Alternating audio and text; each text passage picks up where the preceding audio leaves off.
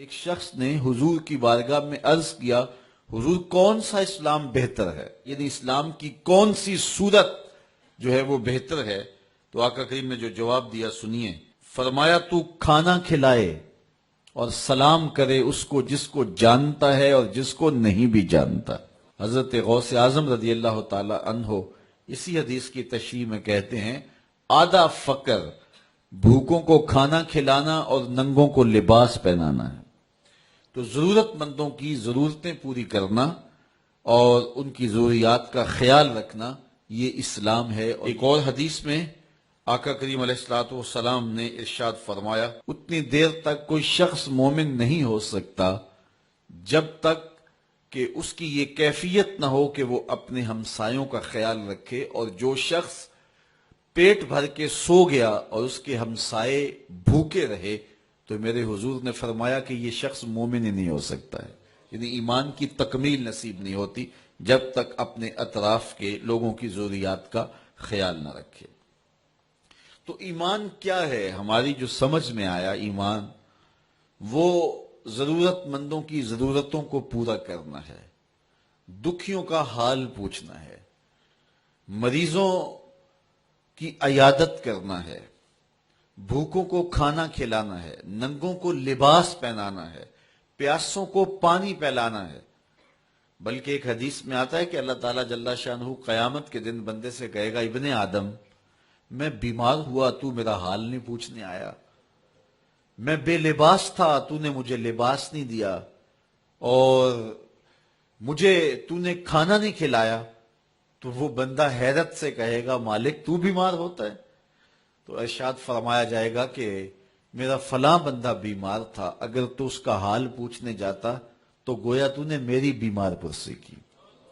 میرا فلاں بندہ بھوکا تھا، اگر تو نے اس کو کھانا کھلایا ہوتا تو گویا تو نے جو ہے وہ مجھے کھانا کھلایا ہوتا۔ میرا فلاں بندہ برہنہ تھا اور اس کے پاس لباس نہیں تھا، اور اگر اس کو تو نے لباس دے دیا ہوتا، اس کی ضرورت کو پورا کر دیا ہوتا تو گویا تو نے یہ خیر کا عمل میرے لیے کیا ہوتا تو تجھے اس کا اجر، اس کا صلہ دیا جاتا۔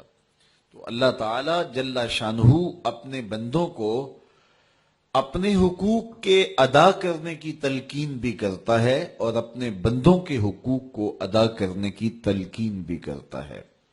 نماز بھی پڑھی جائے لیکن ہمسایوں کا خیال بھی رکھا جائے۔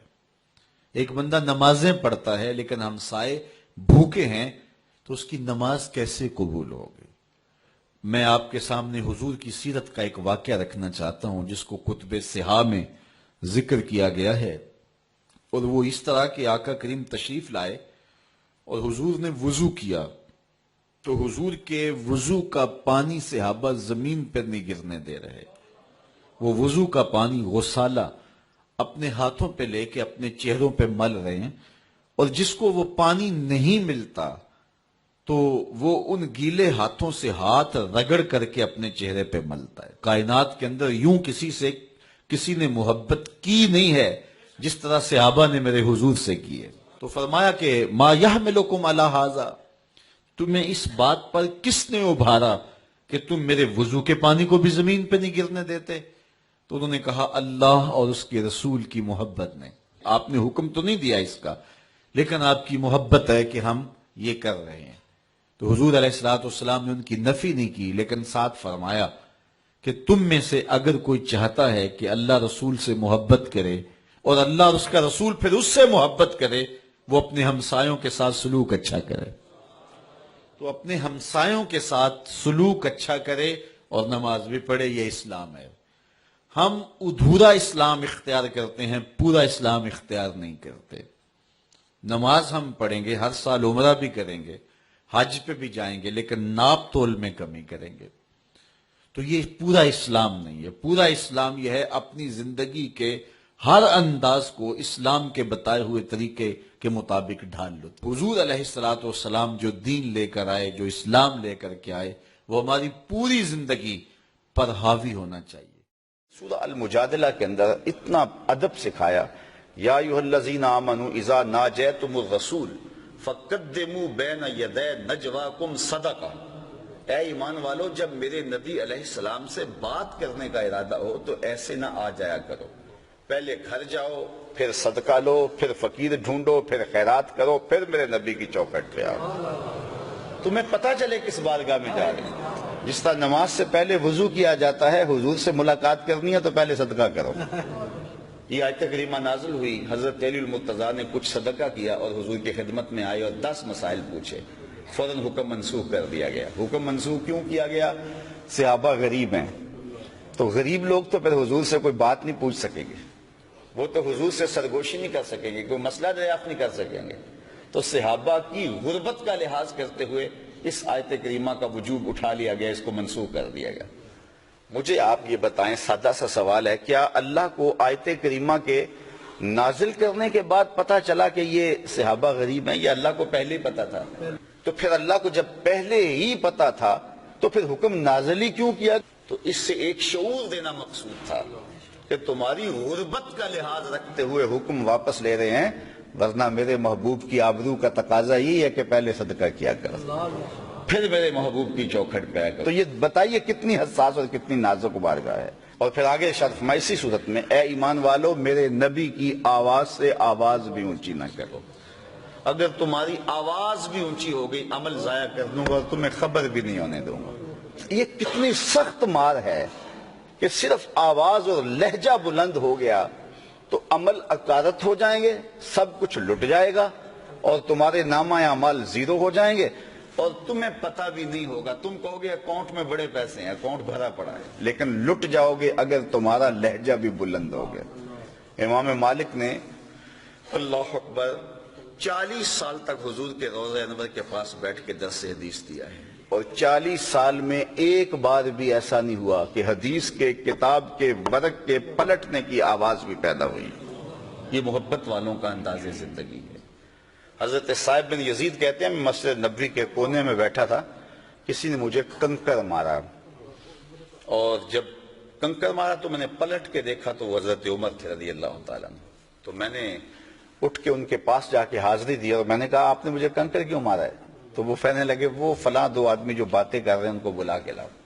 تو میں ان کو بلا کے لے گیا۔ حضرت عمر نے ان سے پوچھا تم کہاں کے رہنے والے؟ انہوں نے کہا جی ہم طائف سے آئے ہیں۔ تو حضرت عمر نے فرمایا اگر تم اہل مدینہ سے ہوتے میں تمہیں سزا دیتا، تم بلند آواز سے بول رہے ہو، جانتے نہیں یہ مسجد رسول اللہ کی ہے؟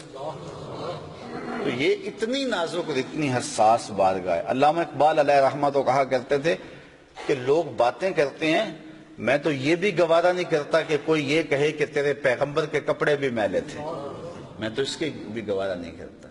وہ شاعروں کا ایک مزاج ہوتا ہے نا، تو کوئی بندہ گیا ایران تو واپس آیا تو اقبال سے ملا، تو فارسی زبان تو بڑی میٹھی ہے، تو وہ کہتے ہیں فارسی شکر کی طرح میٹھی ہے، تو وہ باتوں باتوں میں اس نے علامہ اقبال سے کہا کہ فارسی تو پھر فارسی ہے، عربی تو اونٹوں کی زبان ہے۔ تو اقبال جو بڑی محبت سے باتیں سن رہے تھے اور ادب پہ گفتگو کر رہے تھے، اٹھ کے کھڑے ہو گئے، رنگ سرخ ہو گیا، کہا نکل جائے یہاں سے، تو میرے رسول کی زبان کو اونٹوں کی زبان کہہ رہے ہیں۔ تو یہ غیرت عشق رسول ہوتے، یعنی اتنی بات بھی اہل محبت کے لیے گراں ہوتی ہے، اور عقیدتوں کے رشتے کتنے نازک اور کتنے حساس ہوتے ہیں۔ تو حضور علیہ السلام کے ساتھ ہمارا جو رشتہ ہے وہ انتہائی حساس ہے اور انتہائی نازک رشتہ ہے، اور اس رشتے کو محفوظ رکھنا ہماری ذمہ داری ہے۔ اللہ مجھے آپ کو حضور کے نام پر، حضور کی محبت پر، حضور کی الفت پر اور حضور علیہ السلام کی یادوں میں اپنی زندگی کی ایک ایک ساتھ کو گزار دینے کی توفیق نصیب فرمائے۔ اقبال نے تو جو ہے وہ اپنی ساری زندگی کا خلاصہ ان 2 لفظوں میں نچوڑ دیا کہ محمد سے وفا تو نے تو ہم تیرے ہیں، یہ جہاں چیز ہے کیا لوح و قلم تیرے ہیں۔ ایسے منظر ہم نے اپنی آنکھوں سے دیکھے ہیں کہ جنہوں نے حضور سے وفا کی ہے پھر لوگوں نے آنکھوں کی پتلیوں پہ انہیں رکھا ہے اور عزتوں کی مسندوں پہ بٹھایا ہے، اور تکریم و اعزاز انہیں وہ نصیب ہوا کہ 7 اقلیم کا شہنشاہ بھی وہ عزت نہیں پا سکا جو ایک گمنام سپاہی پا لیتا ہے۔ تو یہ عزتوں کی معراج ہے جو حضور کے نام سے نصیب ہوتی ہے۔ وآخر دعوانا آفاق کے ہر گوشے میں قرآن سنا کر دم لینا اب رکنا نہیں، اب تھمنا نہیں، فردوس میں جا کر دم لینا، آفاق کے ہر ہر گوشے میں قرآن سنا کر دم لینا، اب رکنا نہیں، اب تھمنا نہیں۔